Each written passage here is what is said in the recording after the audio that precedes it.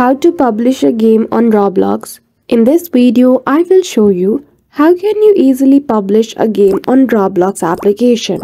So without any delay, let's get into it. For that, firstly open your Roblox application and head towards the studio of Roblox, where you can edit and create your own game. Once you create your own game, you simply need to choose the option of file, and in the little menu, you will see the option to publish to Roblox. Simply click on it. After that, you will be directed to a page where you need to provide details of your game.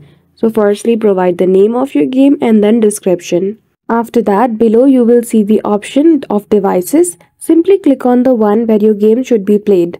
Then after, click on create, and then you will be able to publish your game to Roblox. So that's it. That is how easily you can create and publish a game of your own on Roblox application. So I hope you found this video helpful.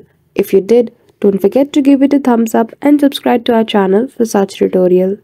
Thank you for watching till the end.